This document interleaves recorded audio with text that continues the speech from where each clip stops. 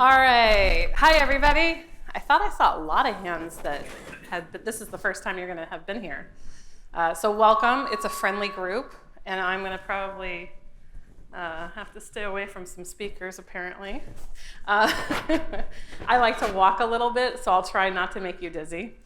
I got in yesterday. It's been really interesting. I'm soaking wet, so if I start to shiver a little bit, I'm so sorry. If Taylor Swift can sing for 3 hours in the rain, I can suck it up a little bit, right? And it's really good to be here. You know, one of the things that makes this a unique community, and one of the most fun that I like to come out to talk to, is that you're all folks that I consider to be friends, family, and people that I've been working with for a really, really long time.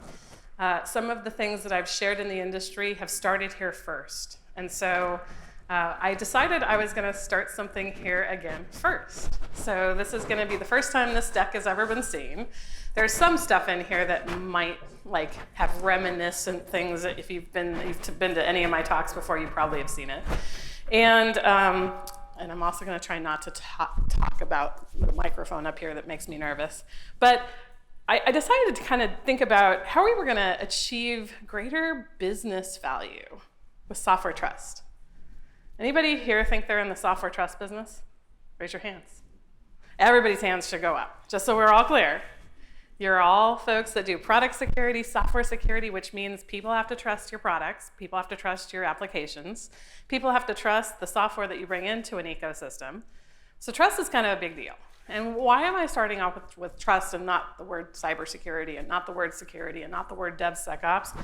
Well, I think it's actually time for us to think about the next 10 years, right? We've done a lot. This is an industry where we've actually moved the needle quite significantly over decades. And I consider myself to be a security dinosaur.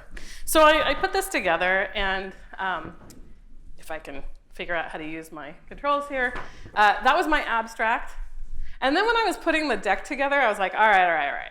So this all sounds really interesting and everything like that, but what's it really mean? And I decided for this audience, I was going to kind of boil it all down. So it's really the future of software security and what's in it for us, right? And I think that that's a really interesting way to actually put it, because I think software security is what we all do. We talk about application security, we talk about product security, we talk about all sorts of things as a group, as an industry. And ultimately, I also think it's about understanding how we participate with the business. And as I've kind of gone through my journey in cybersecurity, I'll tell you, I've actually racked and stacked equipment.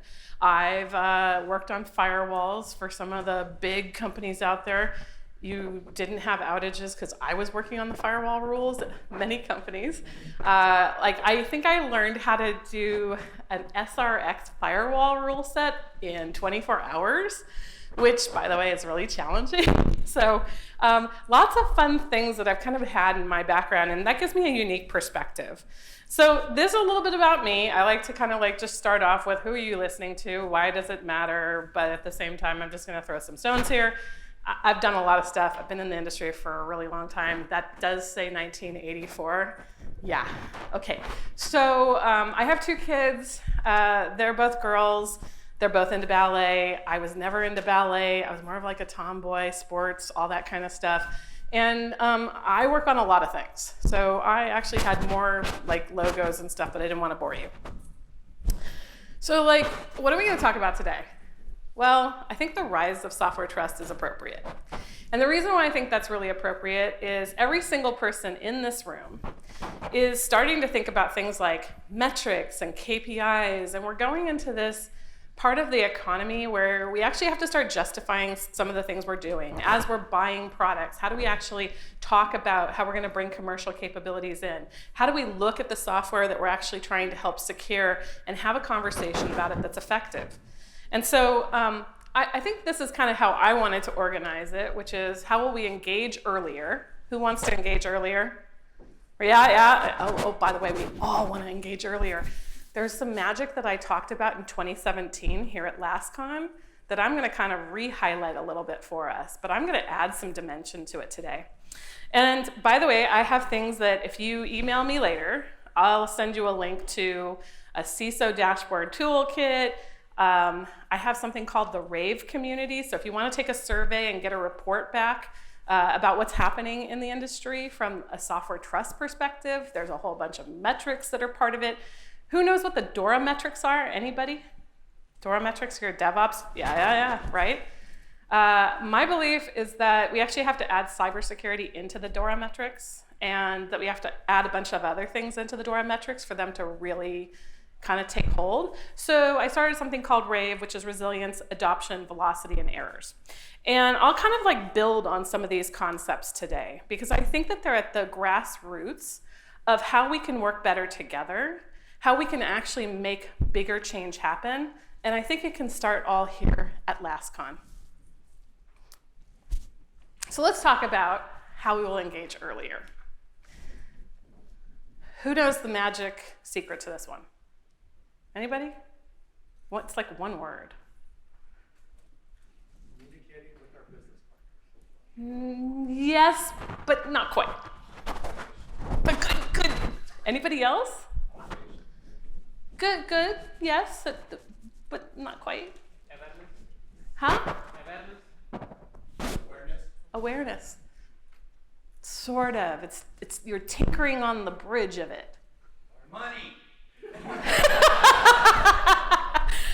Not quite money. No. But yes, kind of. So that's gonna come up today. Anybody else? Like trust? What? Okay, I'll just like cut to the chase here. It's all about adversaries. How many of you actually are excited about the word adversaries? Anybody? It's what you do. You should be excited about it. I'm excited about adversaries because I like to make them go away. So I'm going to talk to you about it. All right, so here's the history. So I've been around since the 1980s in technology, cybersecurity, and the whatnot. And firewalls and IDS and yeah, right. Get to the good points here. Anti-malware, email gateways, anybody, infrastructure security, like we had that, a lot of it, right? And you'll see in here that, we actually had IPS, and that was like a good amount of time. And I remember like in 2001, 2002, I worked with a couple of people from Exodus. Let me see, Robert Hansen, Jeff Williams. Those names ring a bell, anybody? Yeah. We were all kind of friends and fun and all that kind of stuff. And we started this thing called Managed Security Reviews and Managed Code Reviews.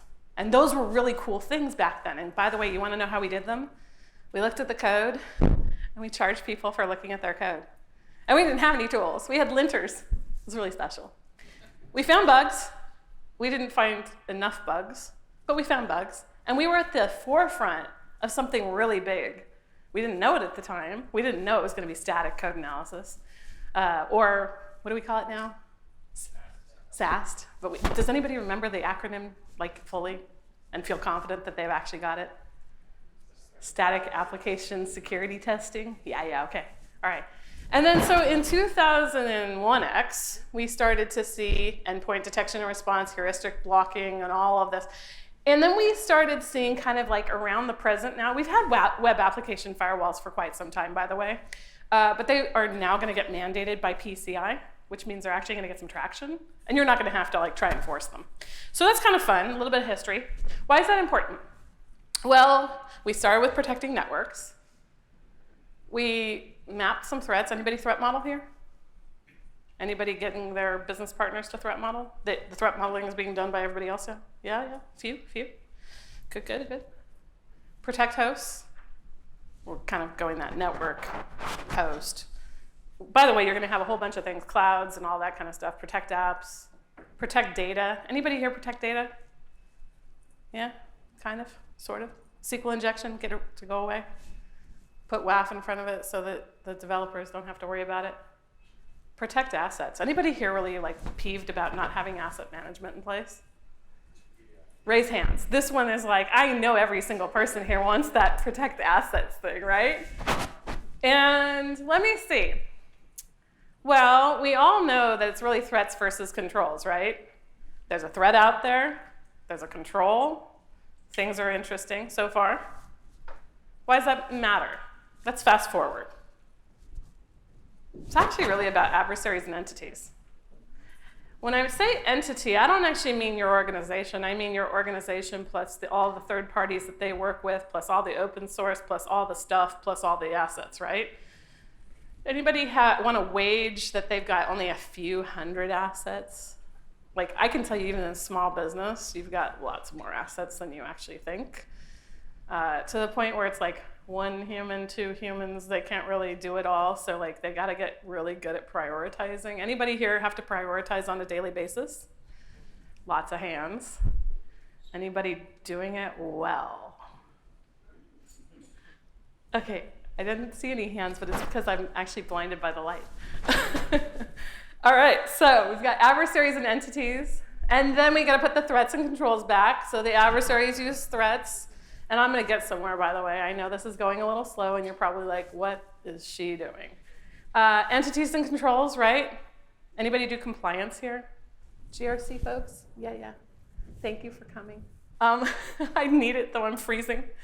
So what's interesting here is that if we're going to talk to the business, they don't talk about adversaries, and they don't really think of themselves as an entity. They talk about customers and products. Most of our companies talk about customers and products. Some of our companies do software. Some of our companies think they don't do software, but they do software. Software is eating the world, right? Or software ate the world, or now AI is eating the world, or like something's eating the world, right? And we're all going to have to be on the forefront of it. Who here is feeling like all you ever do is train? Put all your hands up, because like I think we all train every day, all day long. We're probably the hardest working group ever in software. How many adversaries sleep? None. How many of us actually sleep? Probably none. How many of us can't sleep because it's scary? Yeah, right? All right, so far you're all with me. So the business doesn't say versus. It's just customers and products. Why does that matter? Well, we don't even have the same language as the business as software security people. And yet we're a crucial part of the business. Like we're an actual part of this problem. Adversaries are just customers you don't want. So when you go talk to the business, you're like, hey, you keep inviting the adversaries to the party. And guess what happens? All of a sudden, these product managers are like, whoa. You're like, no, really? You're bringing in the adversaries to the party. You know all those like really cool things you do? One thing you don't do is you don't actually think about the adversaries. And we don't talk about threats because we're not really sure what those are, because that doesn't hit your language as a business. And so how do we get to the point where we bridge the language barrier? Because ultimately, that's what's in our way. If we want to be amazing at what we do, if we want to be software security professionals that rise to the occasion, that are part of the business conversation, that's getting to be able to deal with risk, our first problem is language. So I'm trying to give you a few tips. I'm going to leave you with lots of fun stuff. I even speak metrics. I kind of like worked my tail off to understand how business people talk. I got told once upon a time by a general counsel that I needed to go get an MBA in marketing. Holy crap. And at first I was totally taken aback. I'm like, you do not understand me at all. And then I realized probably a decade later, she was so right. She's so right. Because the language was my barrier. They speak total addressable market. You want to talk business? What's the total addressable market? It includes your adversaries.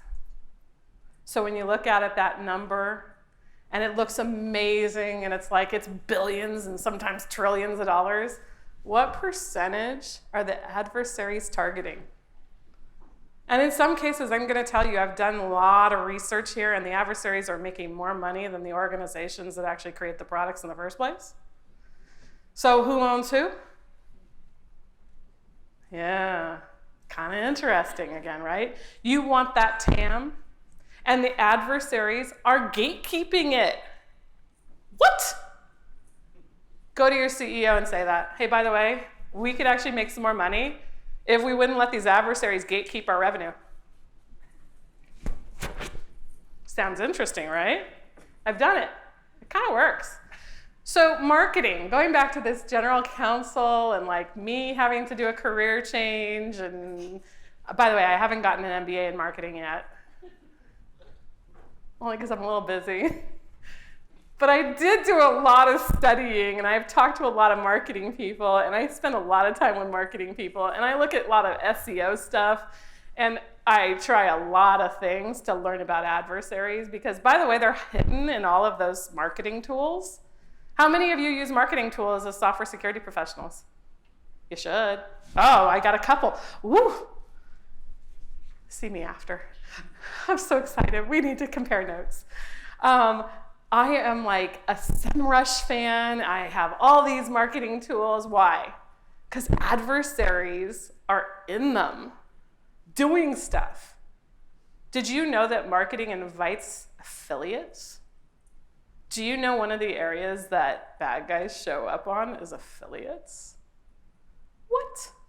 They like to actually help market their products using your affiliate program. But if you don't actually study it, you won't know. So you might be paying them to actually abuse your products in the first place. Holy crap. That's kind of crazy. So they map personas. How many personas does your marketing department care about? Do you know? Those are your customers. And the first entryway, that gateway into marketing talk and salespeople and CEOs and the board, all the people we want to talk to and influence and help them understand their risk and help them retrieve their revenue. Well, the first thing that they really care about is personas. So you don't know their customer personas, they're not probably going to care about your adversary personas.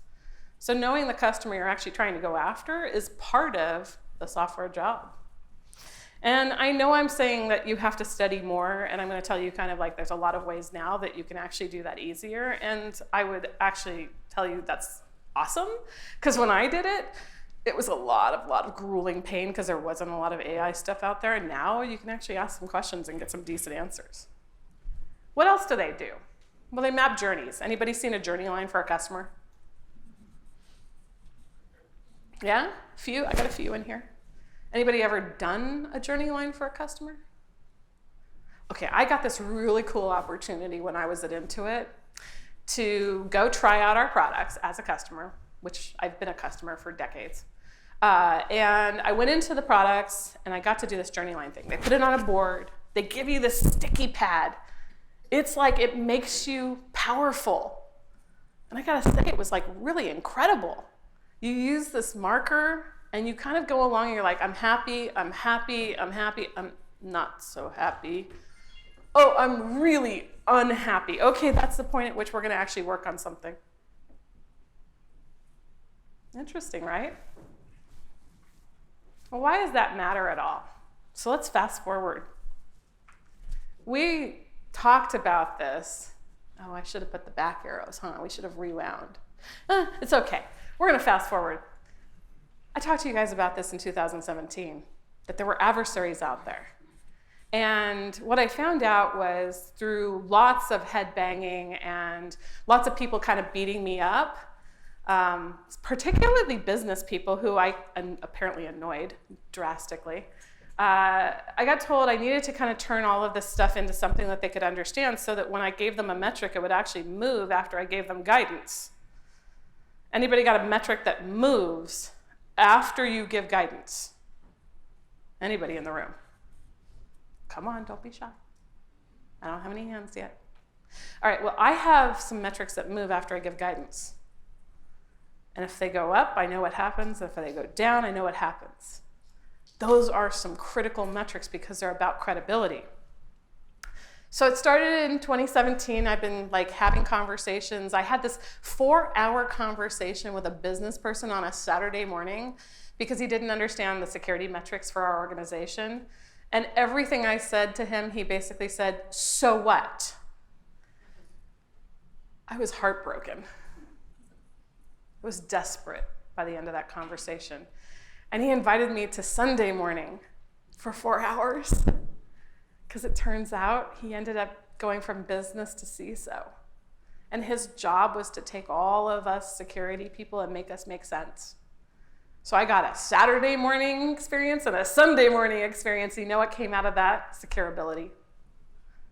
It's a number that I care deeply about because I spent 8 hours of a weekend, which is precious time with children, to really kind of get through the so whats to find out that actually that couldn't have happened any other way. It couldn't have happened. He was pretty dedicated to it and I was pretty dedicated to it. And why does it matter at all? Well, the truth is that if you're hunting all your assets, you've lost, because not all of them are adversary interesting. Most adversaries care about software security problems, but it doesn't show up in any of our tools because we don't actually have the right tooling to make it show up. Some of our information is in marketing tools that we don't have access to, right? So far, you're with me? So I started mapping adversaries. What's an adversary map look like? Why do you do it? What are you going to do with it? Personas are interesting. Your bug bounty. How many people get bug bounty results? Your goal is 0. It should be 0. Why? Because as much as they're friendly and lovely and wonderful and they can be helpful, if your goal isn't 0, then essentially what you're saying is I'm going to let stuff go into production flawed.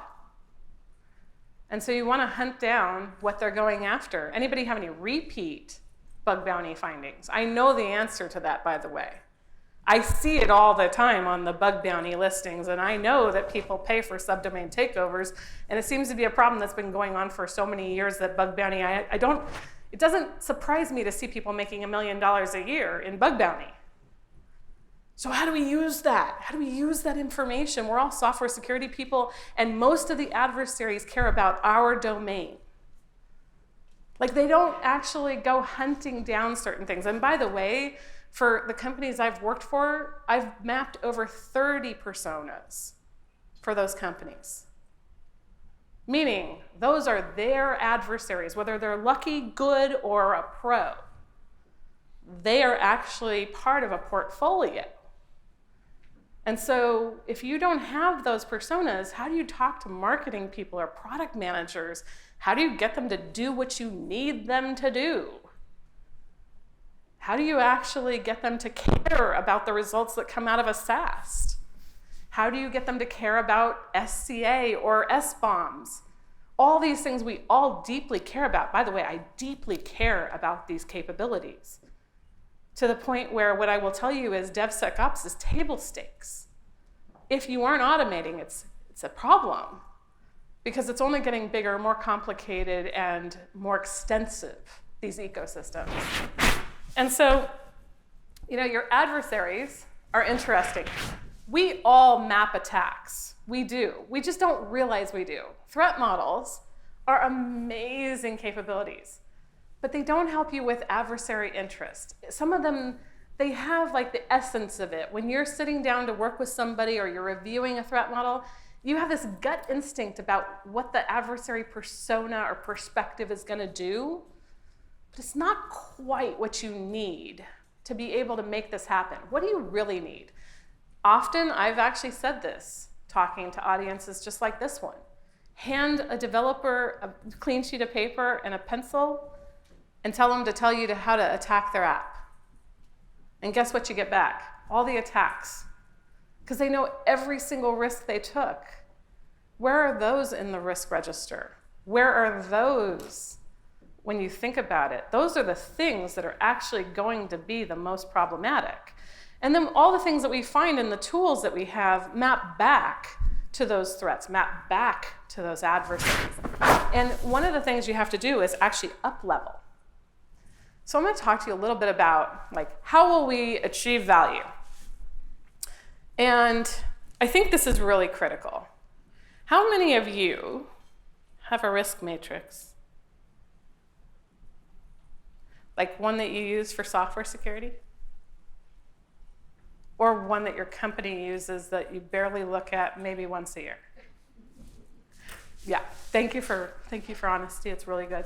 I think it's really powerful for us to actually acknowledge how we're going to get healthier as a entity within security.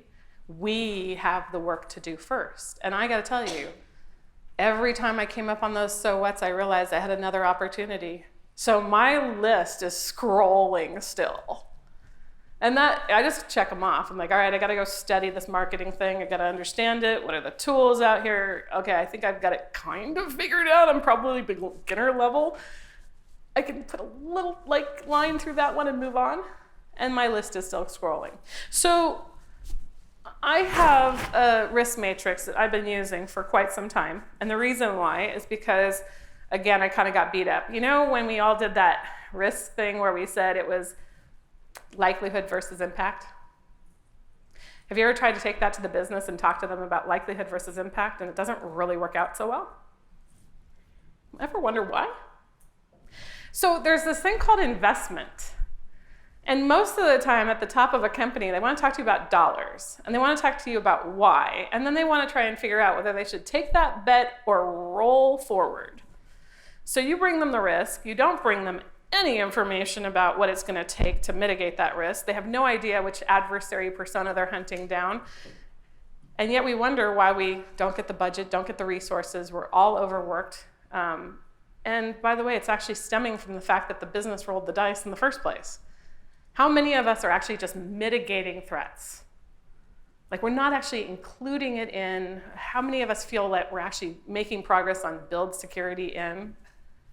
Anybody? You bought a WAF, you're not building it in, by the way. You're kind of adding it on, just saying. I love all of us. And I've done it too. So mitigate threats is actually what we do for a business. So the question is kind of like, what do you need to think about? So this matrix, if you notice, and it's actually kind of small now that I see it on screen, I'm so sorry, but if you're interested in the slides, you just have to email me and I'll send them to you. Or I'll post them on Medium somewhere or something if you inspire me enough by the end of the talk. Negative impact. So you know that risk matrix you have for you, the one that actually tells you about likelihood and impact, that's for you. It took me a minute to actually realize that after I got all the so whats. I was like, well, what do you care about? And they're like, well, what I really care about is trying to figure out how we're going to action that risk. So what I need to know is, how bad is it? What's the negative impact? And how much is it going to cost to fix? What's the level of effort? And by the way, I put level of effort really kind of as the side there, because cost didn't really ring very well, and effort somehow turns into money. So if you actually do this right, what you're really saying is, it's going to cost you a lot of money in that really dark red square, and it's really important. And that's the one that's like the battleground. That's your next battleground. It's your next priority. That's the one that when we actually all go for that, 3 and 1 year plan and we sit down to ask for dollars, that's the one that you really want to get, and oftentimes gets punted. And sometimes you have to mitigate it. And then you got to understand how to play that game. And so moving something from that really bright, dark red down into this quadrant is still possible.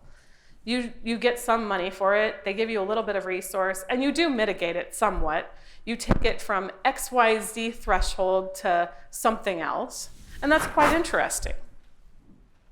And this is the beginning of how you have a conversation with an audit and risk committee. And oh, by the way, these are metrics. Again, I'm so sorry, they're really small. But what it really says up there is securability, predictable incidents, and security culture. Somebody said awareness earlier. That was amazing. By the way, I really do believe in it.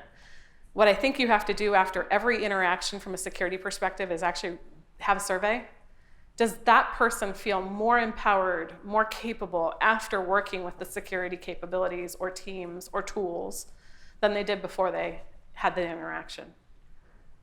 Monitor that. Look for it. When it slides down, you've got work to do. When it goes up, you're doing pretty well. Predictable incidents. Make that puppy drop to the bottom. If it's going up, you've got a problem. I didn't make it a reciprocal. I probably should have. For whatever reason, the business likes to see stuff go up, not down. But I really struggled to make that one work without it going down. So make it go to 0. Why? Because if you've got predictable incidents, those are your risk acceptances. They're the ones that show up in your SOC. How many of you are like, hey, by the way, I told everybody about this vulnerability, and then it ended up being an incident? If anyone in here has not had that conversation, I think it's coming. And I think it's really important to realize, like, this is what you can take to a board meeting. 3 panels, some key insights and some actions taken, and being able to look at trends. Those are really critical, and they're software security capabilities. Most of the software security stuff is adversary interesting, whether we like it or not. Another one, establishing thresholds. This one's kind of fun. So in here, adversary skill versus risk and likelihood. What is this saying to you? Well, you've got to have some thresholds. Is it above or like being managed? So who in here thinks they have to get to perfection? Like that's the goal? Nobody. So why aren't we actually articulating that it's 5% or 10% that we should have as a threshold? Why aren't we using that when we don't have the resources to articulate why we missed? When an incident comes rolling through, how do we explain it to the business that, hey, this was predictable? We actually didn't put in that control. We didn't actually resolve all of the vulnerabilities before they went to production. We're still getting bug bounty results. And by the way, this is the conversation that helps you to shift left and be part of the business and have a leader that reports to the CEO. This is what it means to really help a company build trust. It's about fighting off the adversaries, clawing back revenue, thinking about how we're going to actually take our smarts, all the things we know, apply them to the adversaries, and actually kind of work our way through it. How many of us test things, come back with vulnerabilities, but don't plot them against our applications and our adversaries? Almost everybody. Almost every tool out there just comes out with a list of vulnerabilities, puts it in front of somebody, says, these are 9s, 10s based on CVSS scores. But in reality, if you were to say, look, we're missing on script kiddies in App A, I can guarantee you App A is going to get a lot of friendly visits from the top of your company when revenue is slipping because that particular adversary is low-skilled and can go after that app with ease. I can tell you how that turns out. Anybody ever worry about default passwords still? Script kiddies do. And yet we don't actually test some of our apps. We haven't actually gotten to the point where that's in our portfolio. How many of you know that your apps are actually being tested for default passwords? And I'm not talking about the one default password. I'm talking about all the default passwords. You know, when they set up the app server and the cloud capability and the next thing and all the other services in there that actually still probably have hard-coded things that everybody knows about, because how else do you onboard a customer without friction? So this works really well for accountability, by the way. You walk in, you're like, look, we actually tested. And if they want to click in, that's the appendix. You need security expertise to get into the test that should have been run in the appendix. But what it really tells you is next time we see a script kiddie roll through, that's the app that the incident response folks should be looking at, because it's actually the most vulnerable in the fleet. And maybe that's okay. Maybe inside of your organization, you're good with that app needs to be vulnerable because it's too costly to fix. Maybe rolling the dice is the decision of the business. But at least we all know, right? Kind of an interesting way to actually articulate it. So how do you mitigate threats? Somebody said money earlier. Thank you. Budget. We can't mitigate threats for the business without budget. Budget includes resources, commercial products, build versus buy. How many of you speak budget? Yeah, okay, good. We got a few. You need to speak budget. By the way, this is part of my little CISO toolkit. If you're interested, you can have it. I give stuff away. In here, you plug in some numbers and those little cool charts at the top there that tell you how you're actually doing They move. And down here, you can kind of plot out your 3-year plan, and it's actually at the level that somebody at the top of a company is going to understand why you're putting EDR in place. And it relates back to your risk matrix. It doesn't all work perfectly. If you want to contribute, I'm happy to have somebody participate and help. But reality is, these are the kinds of things that go really well. Why? Your CEO listens to somebody on their staff a lot. It's the CFO. You want to make an impact as a software security professional, you got to put it into CFO language. We're going to spend on this control because these adversaries are beating the crap out of us, and it's actually costing us revenue, and the return on investment is X. By the way, that goes really well. I know because I've been doing it for 2 decades, and I learned it at one of the big companies I work for because I couldn't get budget and I couldn't get resources, and I was like, how do I do this? And they were like, go talk to the CFO. And I was like, whoa. How am I going to go talk to the CFO? And I went and talked to a few friends, and I'm like, how do you talk to CFOs? And they were like, bring numbers. Oh, God. What do you mean bring numbers? They like budgets. They like really up-leveled things. Do not bring details. Don't tell them about the cybersecurity controls and frameworks, and do not bring that language to that meeting. You will not do well. Because this person is the CFO of a Fortune 500 company, and they don't have time to even meet with you. But the fact that you're getting a meeting with them actually says they care enough to actually give you that opportunity. I walked out of that meeting, it went well. Why did it go well? I brought numbers. It went so extremely well that everybody realized now that cybersecurity had a place at the table. I was able to speak to the CFO. I was able to get money, resources, time to make a difference. So this slide is my most important slide for you. Because if you're going to get to that earlier product management conversation, it all stems from how are you going to mitigate, against whom, how are you going to take all the information in your software security, your software bill of materials, how are you going to take all of that and punch those adversaries and get them to go away. And interestingly enough, and I don't know why it decided to move, and I'm so sorry. Sometimes I have things in here that move. And so this is a funnel. You have vulnerabilities that come in. They have to get triaged. A lot of times they turn into incidents because nobody cared enough to do something about it before an adversary took it over. But after it got done, now everybody's all in, right?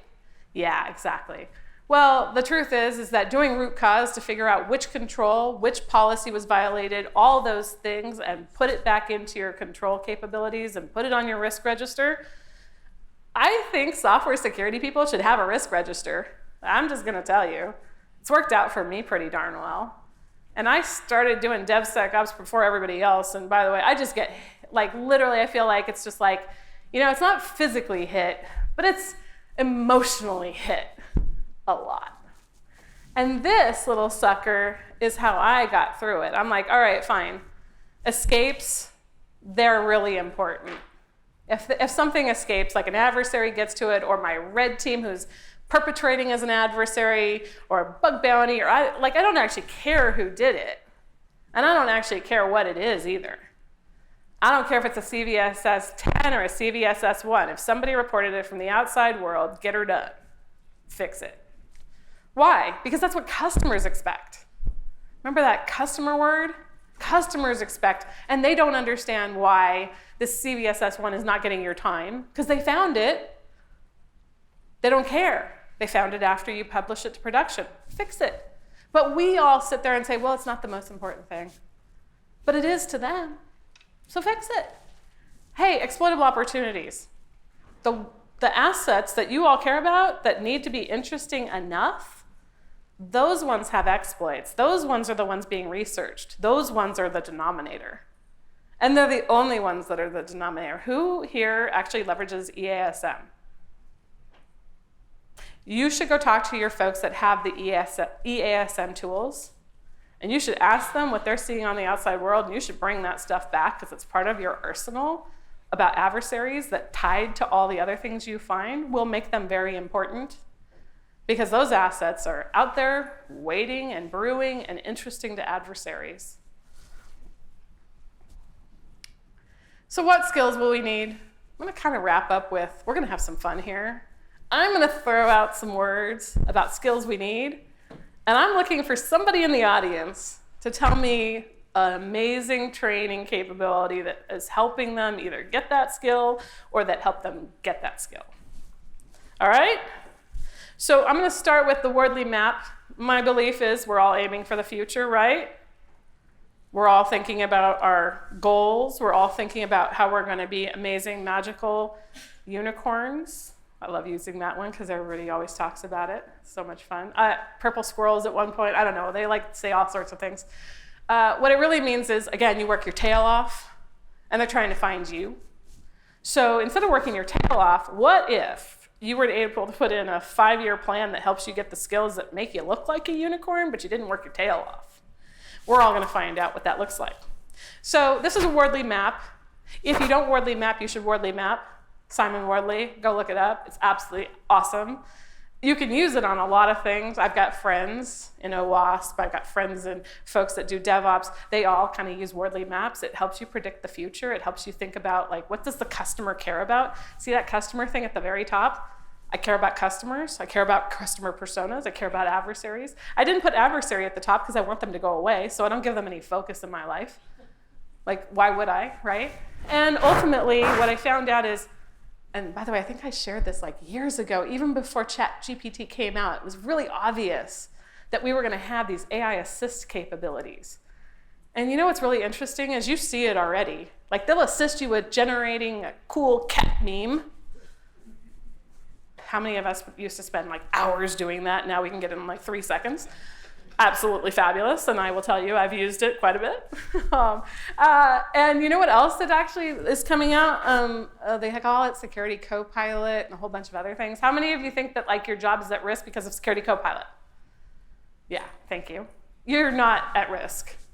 Because, by the way, you actually have to have skills and understand and read the things that are coming out of these AI generators, because oftentimes they're kind of wrong, and only you're going to know it. And you'll be able to explain it. So like, it's useful for you, kind of like security tools.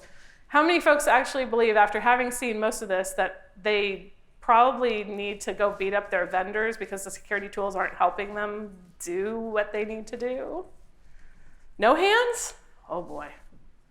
By the way, those security vendors, those folks that actually spend money on trying to get your dollars, if you leave the bar really low, you're gonna work a lot. Yeah. Okay. Artificial intelligence. Who's got the magic training course? No one? Oh, come on. Huh? Coursera? One on Coursera. Oh, there's definitely one on Coursera. Deep learning? What was it? Deep learning. Deep learning. Oh my gosh. Has anybody played with the car on Amazon? Yeah. Fabulous. I'm totally addicted. You can tell. I actually moved some room on my property so that I could start building the little tape thing to make it so we could play, and I bought one for my kids, right? For my kids, so they could learn. It's a good thing, yeah. Okay, what about the Google Artificial Intelligence course that they have for free? Anybody? Since I'm not getting any? Yeah? Okay. That's a good one. I really like it. Anybody else? You got one? Oh, I hear there's somebody back there that has one. There's a course hosted by the Department of Education. It's free as long as your employer signs into it. It's like a mentorship sort of program. So the Department of Education, if your employer subscribes to it, has an AI course for free. Yeah. Hello. Sounds amazing. All right, we've got one. How many here think they actually have to learn artificial intelligence? Should I just say how many don't? Your job's not going away for artificial intelligence taking it away. It's going away to the person who learns artificial intelligence. It's going away to the people who learn how to prompt the stuff to get the best answers out of it. It's going away to people who are actually building small language models of all their stuff. Anybody here take notes? Your notes. You put a small language model on top of your notes, you are super powered. LangChain, Langsmith. Let me see what else. Oh yeah, you can get a ChatGPT AI API key and use it on damn near everything.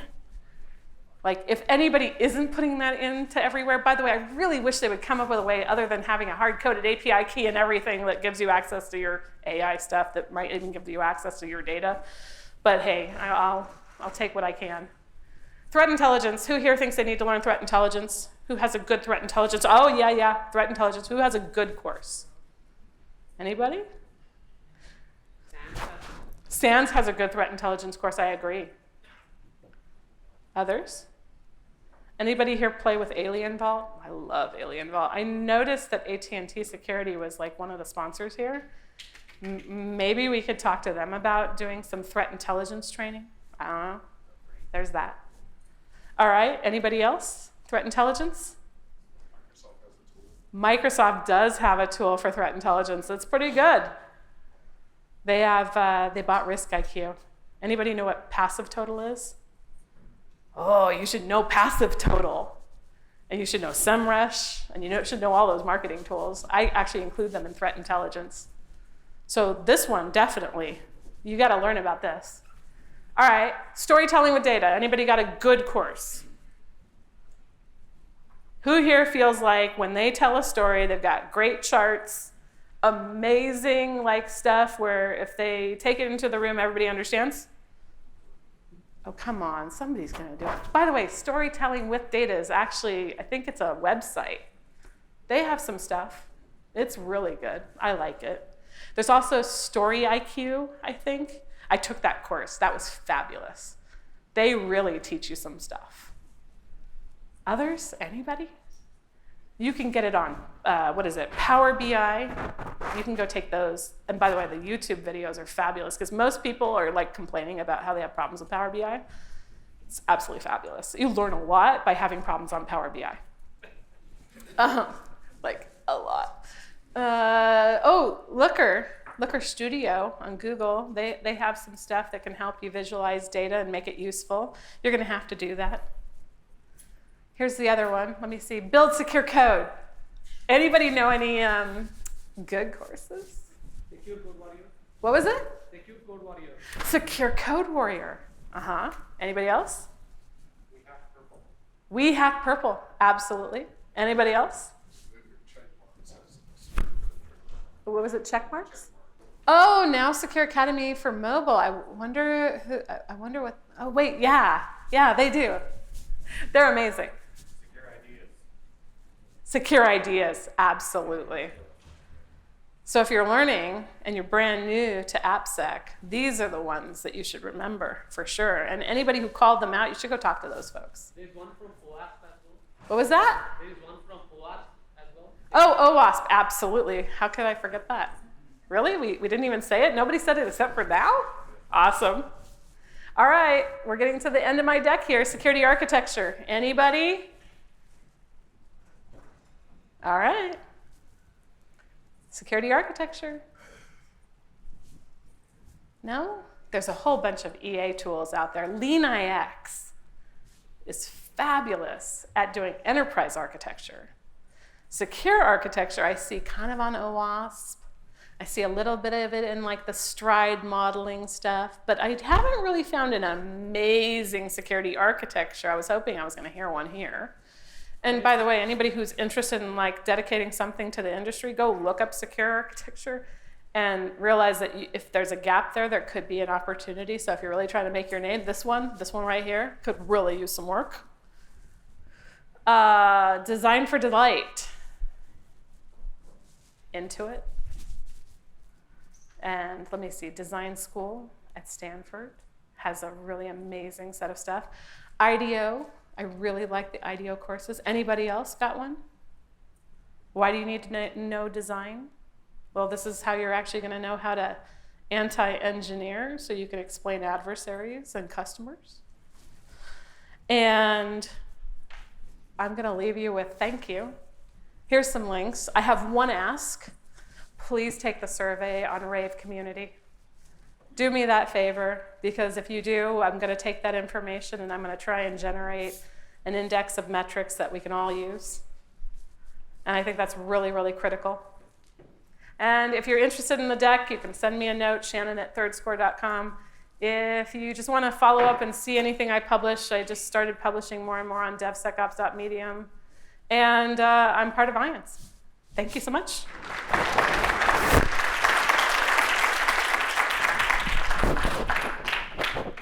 Thank you, Shannon. All right, thanks everybody.